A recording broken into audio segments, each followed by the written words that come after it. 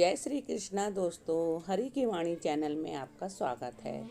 आज मैं आपको षटतिला एकादशी कब है, ये व्रत कैसे होता है, इसका मुहूर्त और पूजा विधि बता रही हूँ। हिंदू धर्म में पूरे वर्ष 24 एकादशी के व्रत पड़ते हैं, यानी हर महीने में 2 एकादशी पड़ती हैं। हिंदू धर्म में एकादशी तिथि का अत्यधिक महत्व होने के साथ ही एकादशी के व्रत को सभी व्रतों में श्रेष्ठ माना गया है। इन्हीं एकादशियों में से एक षटतिला एकादशी का भी अपना एक अलग ही महत्व होता है। इस बार यानी 2021 में षटतिला एकादशी का व्रत 7 फरवरी 2021 के दिन रविवार को किया जाएगा। प्रत्येक एकादशी तिथि को भगवान विष्णु का पूजन किया जाता है। एकादशी व्रत को नियम के साथ करने पर मनुष्य के सभी पापों का नाश होता है और मोक्ष की प्राप्ति होती है। चलिए जानते हैं एकादशी का महत्व, शुभ मुहूर्त और पूजा विधि क्या है। षटतिला एकादशी को श्री भगवान विष्णु का पूजन किया जाता है।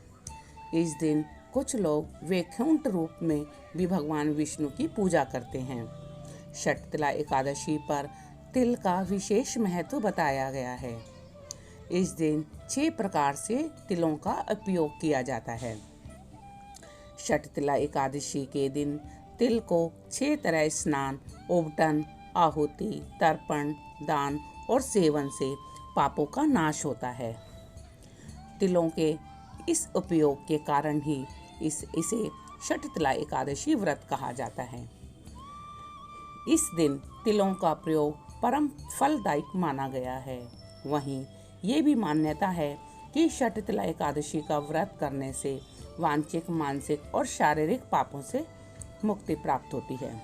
फरवरी 7 रविवार की सुबह 6:26 से तिथि 8 फरवरी सोमवार को सुबह 4:47 तक इनका मुहूर्त है। षटतिला एकादशी पारण मुहूर्त फरवरी 8 सोमवार को 7:05 से 9:17 तक की जाएगी। अवधि 2 घंटे और 12 मिनट की है। षटतिला एकादशी पूजन विधि। एकादशी तिथि को प्रातःकाल जल्दी स्नान आदि करने के बाद भगवान विष्णु की पूजा करें और उन्हें पुष्प, धूप आदि अर्पित करें। इस दिन व्रत रखने के बाद रात को भगवान विष्णु की आराधना करें।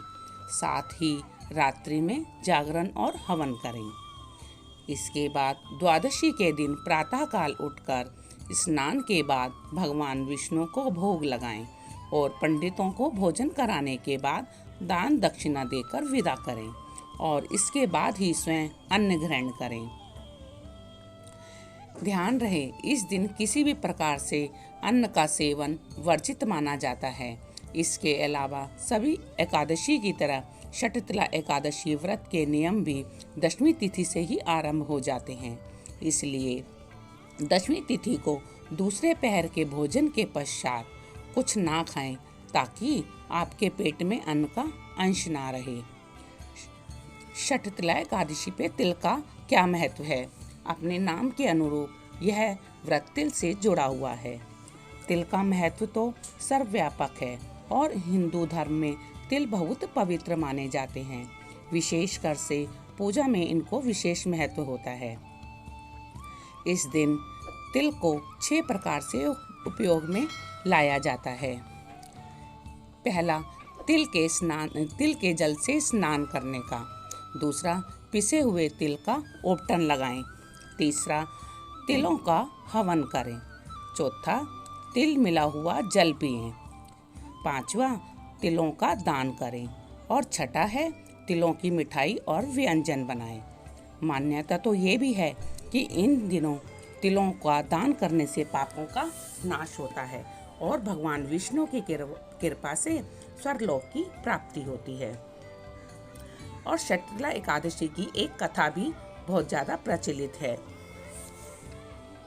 धार्मिक मान्यताओं के अनुसार एक बार नारद मुनि भगवान विष्णु के धाम वैकुंठ पहुँचे वहाँ उन्होंने भगवान विष्णु से षठतिला एकादशी व्रत के महत्व के बारे में पूछा। नारद जी के आग्रह पर भगवान विष्णु ने बताया कि प्राचीन काल में पृथ्वी पर एक ब्राह्मण की पत्नी रहती थी। उसके पति की मृत्यु हो चुकी थी। वह मेरी अनन्य भक्त थी और श्रद्धा भाव से मेरी पूजा करती थी। एक बार उसने 1 महीने तक व्रत रखकर मेरी उपासना की।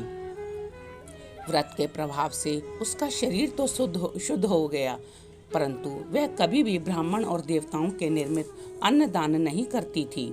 इसलिए मैंने सोचा कि यह स्त्री बैकुंठ में रहकर भी अतृप्त रहेगी। अतः मैंने एक दिन स्वयं ही उसके पास भिक्षा मांगने गया। जब मैंने उससे भिक्षा की याचना की, तब उसने एक मिट्टी का पिंड उठाकर मेरे हाथों पर रख दिया। मैं वह पिंड लेकर अपने धाम लौट आया। कुछ समय बाद वह देह त्याग कर मेरे लोक में आ गई। यहाँ उसे एक कुटिया और आम का पेड़ मिला। खाली कुटिया को देखकर वह घबराकर मेरे पास आई और बोली कि मैं तो धर्मपरायण हूँ, फिर मुझे खाली कुटिया क्यों मिली। तब मैंने उसे बताया कि यह अन्नदान नहीं करने तथा मिट्टी का पिंड देने से हुआ है। फिर मैंने उसे बताया कि जब देव कन्याएं आपसे मिलने आए, तब आप अपना द्वार तभी खोलना जब तक वे आपको षठतिला एकादशी के व्रत का विधान ना बताएं। स्त्री ने ऐसा ही किया और जिन विधियों को देव कन्या ने कहा था, उस विधि से षठतिला एकादशी का व्रत किया। व्रत के प्रभाव से उसकी कुटिया अन्न धन से भर गई। इसलिए हे नारद, इस बात को सत्य मानो कि व्यक्ति इस एकादशी का व्रत करता है और तिल एवं अन्नदान करता है, उसे मुक्ति और वैभव की प्राप्ति होती है। तो बोलो विष्णु भगवान की जय।